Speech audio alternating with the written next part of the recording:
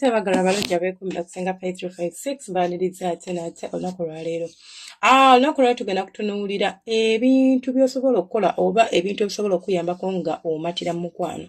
Abantu bangi bali eyo nga azinibwa, bamuzina, mwezina, naye ng'ekituufu kiri nti tomatira, like you don't get satisfied. Omwagalwa wo takumatiza, akuleka oyaggayaga, akuleka okyayagala, akuleka owankawanka, ng'owulira you don't get fulfilled mu nsonga z'okwepimpina.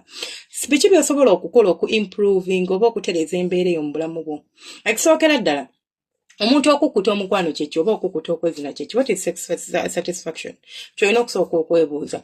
Omuntu yenna ng'oli eyo nga gwogamba okwezina tekulina makulu, okwezina si kyekintu kyotwala ng'ensonga, simanywa omusajja ne waba takumatiza ne waba takola ki tebikwatako. It is either you have a problem nti totuukanko ku ntikko tomalangako tomanyi buwoomi bwa kwezina. Kyova olaba oyogera bw'otyo. That is why you don't care.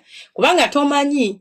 Ekyokubiri, omusajja atayimu omusajja atamalaako bye tebimukwatako kubanga era batamalaako ate nga tayima. Kitegeeza naye tamanyi kino kye twogerako. Ekyokusatu, omuntu nga yeevaako. Ali awo talina feelings, talina bwagazi, oyo naye abeera muntu nga muzibu nnyo okutegeera ensonga ze ngenda okunnyonnyola. But ne bw'oba oli mu mbeera bw'etyo, nja kusaba owulirize audio eno oba video eno, kyonna ekinaaba kikutuuseeko ekinaaba kikutuukiddeko, obeere ng'ofunamu ekyokuyiga. Okwezina kukulu nnyo mu bufumbo oba mu relationship. Kubanga kulina ebirungi ebingi ebikulimu. Ng'ovudde n'ekyokuba nti ku strengthening oba kwongera ku mbeera yammwe ababiri. Waliwo n'embeera y'okubeera nti okwezina kusobola okuyambako okubeera obeera healthy ng'omuntu. Because of the hormones produced nga tumaze okwepimpina, wesanga nga at least you are being happy, olina ky'oyongerako ku mubiri gwe, togenda kubeera sad, togenda kubeera depressed, togenda kubeera na stress, kubanga ofuna omuntu akupimpina ate n'akutuusa ku ntikko. So, ekisookera ddala, singa oba oyagala okwematiza mu mukwano, okuwulira ng'omatira mu mukwano. Ekisookera ddala tandika okulaba okwezina ng'ekintu ekyamakulu. Kiteeke mu necessities zo. Necessities bye bintu bye twetaaga ebya bulijjo nti obyetaaga to survive. So tokitwala nga by the way, bwema ndi board, kale we naafuna akadde tujja kulaba. Not we naafuna akadde tujja kulaba. Make time. Funa akadde ng'okajja ku schedule, funa akadde ng'okajja mu lunaku olwa bulijjo, ogambe kana akadde njagala kwepimpina. Ate naawe making sure nti omwagalwawo afuna ekyo ekimala, si kumuleka mu kkubo, si kumupimpina mu mulundi gumu mu wiiki, kyayagala ekimala, kubanga satisfaction it varies from one person to another. Omuntu omu aliza okugamba nze okuwulira obulungi, okwezinisa n'empulira bulungi neemazisa. Nga yenkola ye togenda munenya kubanga yenkola ye. Ne wabeerawo nti nze mba njagala negati n'abantu ab'enjawulo. Ne wabeerawo oli nti negata na mukyala wange ne tubaako bye tukukola nembeera nga mpulira nga nkoze eki. Nzikuseka sitaabeera nga mpa mukadde konna ke mba njagalidde. Buli bw'odinayinga omuntu oba buli bw'omma omwagalwawo ensonga z'ekisenge ebivaamu tebibeera birungi. Ekyokubiri, mugezeeko okubanga mwogera ku nsonga z'okwepimpina. Simanyi lwaki abantu mwewala ensonga z'okwezina. Oyagala toyagala ffenna twepimpira. Oba nabagamba oba musolodooti, oba pasita, oba seeko oyo gw'olaba ku TV n'ogamba gw'okkiririzaamu gw'okola ki. Bonna beepimpina. Kubanga it's part of our life. It's part of what we are. Tulina okwepimpina. Kitundu kuffe. So tokitwala ng'agamba nti omuntu okwogera kwepimpina n'omwagalwawo kintu kibi nnyo kive. Sit down oba mufunengayo akadde mwogere ku nsonga z'okwegatta gwe n'omwagalwawo. Okyagala otya, okyagala emirundi emeka, tokyagala otya, kiki ekikusanyusa nga mwepimpina. Ebyo byonna bigenda bayambako okwakiivinga kye twagala okutuukako. Tosobola kumatira mu kwezina ng'omuntu gwe weegatta naye tamanyi byakukola kutuusa ku ntikko. Tosobola kumatira mu kwezina ng'omuntu gwe weegatta naye tamanyi ky'oyagala mu kisenge. So mukiyogerengako openly, tewali nsonga lwaki oba weekoma omma oba weekola otya. Ate buli bw'omutandika okukyogerako kyongera okugatta omukwano gwammwe oba okubagatta, kyongera okustrengtheninga oba okugumya omukwano gwammwe, because mugenda kwogera mutuuke at what we call vulnerability level, ng'omuntu asobola okweyabiza n'ekyo kyatandikgambye nga singa temubadde mu mbeera bw'etyo. So beera open eri omwagalwawo mukyogereko. Okitega nabagamba engeri tusobola okitandikamu. Sobola okitandika mpola nga gwakireese gwakitandika. Tayala kino ne kino nooni naye naafuna amaanyi agakubira kyayagala. Ekirala, bw'oba oyagala okutuuka ku ntikko oba okunyumirwa okutuuka ku ntikko oba kale okuwulira nti omatira mu nsonga z'okwepimpina mukwano gwange omulungi okwepimpina mu kujjeemu okubeera serious. Stop being serious eyo mu kisenge kyammwe. Wenna olinga mujaasi, wenna tosalibwako musale, toseka, tokola ki, kugamba n'ogwozi oba ne gw'opimpina akweraliikaga ye tuli kuki. Mubeere funny. Try to be funny. Joke around. It's okay to joke. Nga muli mukwepimpina. As long as omwagala wa ina sense of humor. Sibe wane bata jokingirako. Ashina bata jokingirako, please style up. Ensonga z'okwezina zinyumanga musobola okubwatukane museka. Zinyumanga musobola okubeerawo nga sibyako mulinga abasirikale mulinga abanyiivu omuntu asobola kutuuka ku nti kuba tasobola kunyumirwa oba kufuna ekyo kyayagala kye tuyita okukusa emmeeme eyo ng'ali bw'atyo. So bring in some laughter, joke around, muzanye muko. Hey, mubeere ng'abantu abaagalana singa abantu abalabye leero nti oba byebyo. Ekirala, tandika okuwulira buli kamu oba okufollowinga buli kamu nga muli mu kwegatta. Like mu luzungu nsobola kigamba feel every bit of it. Tandika okuwuliriza oba okugoberera buli kantu okuva ku musajja wakutaddeko omukono mu abakyala basiima. Simanya simala. Tojja kumala nga towuliriza. Tandika okufiiringa okuva ku musajja wakutaddeko omukono ba wakutemwa gye n'agigatta ku juju. Naawe omusajja tandika okufiiringa okuva omukazi watandise okusiya nti paka bw'anaamala. Tandika okuwuliriza omutima gwo bwe gukuba. Tandika okulaba omubiri gwe bwe gwekyusa. Tandika okulaba engeri gy'akyusa etweto. Tandika okulaba buli kimu kigenda kukusa. Sometimes omuntu okufuna satisfaction oba okutuuka ku ntikko omanyi okumatira kankiyite kumatira kubanga ninza obutatuuka ku ntikko naye nga mmatidde byonkoze. Omuntu okumatira tekiva oluusi ku kumupimpina bupimpinyi digidigi nedda. Omuntu asobola okumatira nga just alabye bulabi nga just afiirinze kyova olaba omuntu asobola okumatira nga tomutaddeyo mu mukira ng'okosezza ngalo oba okosezza lulimi oba nga n'oluusi tokutte wansi eyo ng'okutte ku bbeere lyokka n'okusammula n'asammula nti sometimes ayina kufiiringa bufiirinzi talina kubeera ng'oluusi action yonna egenda mu maaso jigi nedda mukwano. So tandika okukiwa obudde naddala gwe omukyala oba naddala gwe omwami ng'owulira ensonga z'ekisenge tezikusanyusa z'olimu n'omwagalwawo nga tebigatta okitegeera okwenywegera musobola n'okugabanako ku bufaananyi obuli enticing oba obufaananyi obwammwe of course oba omuntu omwesiga there is no need for you to be putting your face out there oba ng'obikola n'omuntu gw'oteesiga no sindika ku kafaananyi n'okuba ekisambe obuntu ng'obwo bulinza okubaleetera okubeera nga you prepare your mind temugenda otuuka mu kikolwa ng'olwedde obwongo baabuteeseteese dda omusajja akukwatako bukasi n'owulira ng'otandise okumuwulira n'obeera ng'osobola okubeera nga omatira ebyo by'abakoze oba naawe omukyala nga naawe omusajja omatira omukyalawo by'abakoze. Ekirala, you don't have to be perfect. Togenda kumatira nsonga za kisengo oba za kwepimpina nga gwe all you need all you're looking at is perfection. There is nothing called perfection mu kisenge. Ekisenge tukola kye tuyita art. Art ye kimuluganda era ye art ndaba twamuyitanga art mu ssomero. Nti omuntu aba akuba ekifaananyi ng'alina by'asiiga n'akolamu ensobi mu kusiiga kwe bakiyitanga nsobi bagiyitanga every mistake in art is what is it work is it what something there is a way they used to say it or there is a way they say it chenvudde mutwe. So tokitwala nti you want to be perfect because bw'otandika okwagala okubeera perfect it is very impossible for you okukkusa omwagalwawo oba okumutuusa ku ntikko oba okumumatiza mu nsonga z'okwezina nga gw'oyagala obeere superhero obeere oyo kabaka w'okwezina abawala omusajja emmano oyagala ogimwe nga wona ebbino oligizebwa oti simanyi okoze kabuzinzina ez'aba bano bakinaakukka mukwano. You don't have to be perfect. Just do the thing the way you want to do it. Gwekola bukozi fa ng'ekintu tekiriiko nti kakati no. Just do it the way you feel you can do it. You don't have to perfect anything.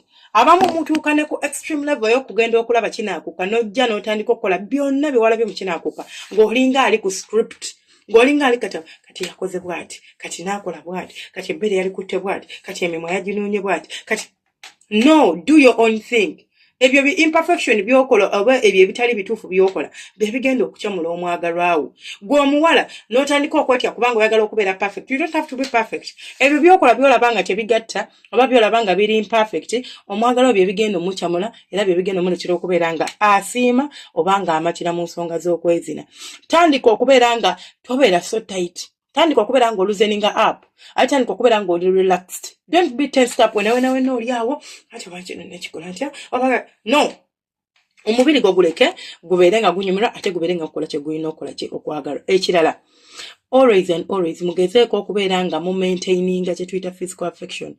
It's not only about jigi omuntu omukwatako okukwata ku mukono gwe kahaagaako ebyo byonna byonna omuntu bimuleetera okubeera nga ayagalwa oba nga awulira nti ayagalwa.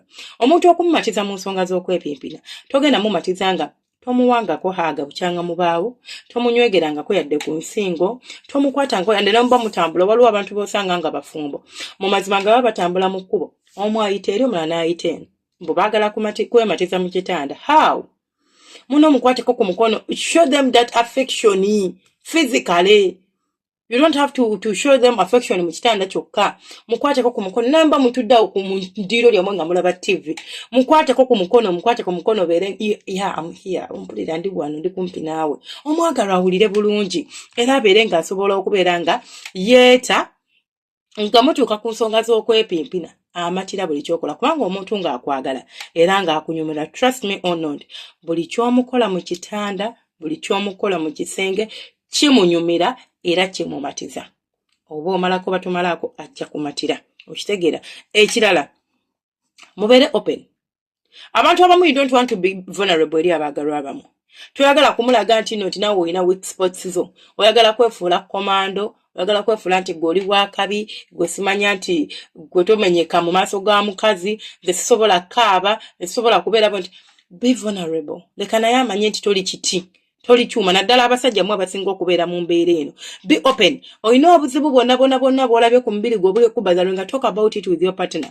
Oyina ekizibu kyonna ky'olaba nga kiyinza okwaffectinga ensonga z'okubeera ng'otuuka ku ntikko. Sooka okyogereko naye omugambe munnange. Olaba kaakati bw'obanga okola bw'oti oba n'otankola bw'oti mpulira bwenti. I would love for you oba onkoze bw'oti ne bw'oti. Ebyo by'ebintu bye mulina okwogera n'abaagalwa abamu. Njagala kumpeeweta ku misino mugambe. Akajanjalo njagala okanunako mugambe. Njagala kunkola bati mugambe. Tekiri mu sitaani okubeera nga akubuulira kye njagala okunkola. This is what I mean by being vulnerable. I can speak up. Ekyo kye nandibadde sikugamba bati nsobola okikugamba kubanga njagala tutereezeemu obeere ng'okola ki ng'onkolera kye njagala. Ekirala yogerako ebyo weetaaga. There is no way you will get satisfied. Oba bw'osobola okuwulira nga omatizibwa mu nsonga z'okwegatta nga tosobola kugamba munno ky'oyagala. Munno enzikiriza akugambe ky'oyagala naye naawe awulira nga you don't get satisfied. Oli otuteka akadde omuntu n'omubulira ky'oyagala kubanga omubiri gwo gwagumanyi. Oli byakola baatisa bibaatise. Oli waakwata ateebereza wateebereze naye bw'onaamubuulira ekituufu kye njagala ompeewete bwenti, njagala onkwate bw'oti, njagala onzine bw'oti, sitayire eno njagala eno sijagala. Omukazi ajja kunyumirwa oba omusajja ajja kunyumirwa ensonga z'okwegatta. Awulire nga amatizibwa, awulire nga ajjula, awulire nga atuuka. Naye buli bw'onaabeera nga weekomomma nga omuntu tomubuulira kituufu, you don't even tell me what you need, oli awo munnange ngenda kubeera mbaatisa era nja kuwunzika nga tetunyumiddwa yadde. Togeraageranyanga ensonga ze ez'ekisenge n'omuntu omulala yonna. For example, abakyala tubeera n'emikwano, n'obeera ne mukwano gwo ne mutuula n'agamba nange so omwami owange. Omukazi ne yeetetegula n'ayogera n'atandika okuleetera okuwulira nga gw'owuwo atalina ky'asobola kukola. N'atandika okuleetera okuwulira nti owuwo talina makulu. N'otandika okukompeyalinga owuwo oba obulamu bwo obw'omu kisenge n'obwoli. Kubanga oli engeri gy'abinyumyamu ate gwe byolaba nga biri veege nnyo tebirina makulu. Ekyo tekisobola kuleetera kumatira kubanga ogenda mu kikolwa ng'obwongo already wabuseetinzeemu by'oseetinzeemu. Olaba omusajja wo tamalaako, talina makulu, tamanyi kuzina mana, talina kyamanyi kubanga you are comparing. Abasajja mubeera eyo, omusajja n'anyumya, bannangeeza akawala kali, bannaye mukyala wange ayinza okutuulako bw'ati. Abasajja nno bo tebatera binyumya nnyo. Naddala ku bakyala baabwe batera binyumya ku buno obuntuntu obw'ebbali. Kaakati omusajja n'avaawo nga ye alaba talina kyamanyi nga mujjega ng'omukazi wawulira nti awulira abakazi basikina ye oweta sikinangako bakyali be bamugamba bannange nze gaalo wange akola bw'ati gwe tobikolangako kigenda muleetera okubeera nti tabeera satisfied kubanga oli comparing omukwano gwo ogw'omukisengo oba oli comparing ensonga ze ez'okwezina n'omuntu omulala oli gwogezaako okwekomparingako tokakasaba ne byagamba bituufu oba si bituufu buli omu alina obulamu bw'engeri gy'abutambuza okwezina tekuyina menu nti yiino tuyina kye tuyita guide era ffe kye tukola we teach about that we do not give you a manuscript tugenda okole bwoti ne bwoti no we give you a guide then n'otandikira mu ekyo okubeera ng'ozimba ekikyo ekiyinza okukusa omwagalwawo okumatiza omwagalwawo oba okumutuusa ku ntikko bw'obanga oba si kyawo so ekirala abamu mugenda ne mutandika okuwulira ng'oli alina byanyumya nti kati ffe mbadde ngendagenda kupaitena nenjukira nze omwami wange alina okwezina buli lunaku era nze omusajja bw'atakola bw'ati era nze bannange kati ng'obwo ate si byakola naye ng'ate obadde toli bubi mu nsonga ziz'ekisenge nga mbadde mulina byogerako otereze notandika okulaba ng'oli olaba abakazi mutuuka n'okugamba kanneetegebba wa munnange nange mulye anti omuwaanawaana ndabe ddala bituufu oba si bituufu okitegeera so tulina okubeera nga tukola ki nga tokumparinga mukwano gwo na gwa mulala oba yadde ne bino ebya bulijjo nga tubulira mu kisenge do not compare your relationship with another relationship do not compare your sex life ne sex life y'omulala biri birala byawukanira ddala ku bibyo ekirala kyengendo sembyayo bwaba byonna bino obikoze biganye ng'ogezezzaako byonna menye points 9 naye nga zonna tezina kye zikuyambye nja kusabayo ekintu kimu look for help if needed. Osobola ogamba twetaaga third party mu nsonga zino. Go and see a sexologist. Sexologist be bantu abasoma embeera z'okwepimpira. Okitegeera be bantu abamanyi ebintu by'ensonga zo. Kale nabo bogenze n'olaba senga ng'omumanyi nti you trust her, you can sit down with her. N'omugamba nsaba tuweeyo ka session eze ne mukyala wange tulaba basobola fixing embeera. Sometimes bringing in someone mu nsonga zammwe n'ayogerako nammwe kiyinza okurekandolinga laavu yammwe oba okuzza ensonga ezo engulu oba okutereeza ekyo ekiba kiganye.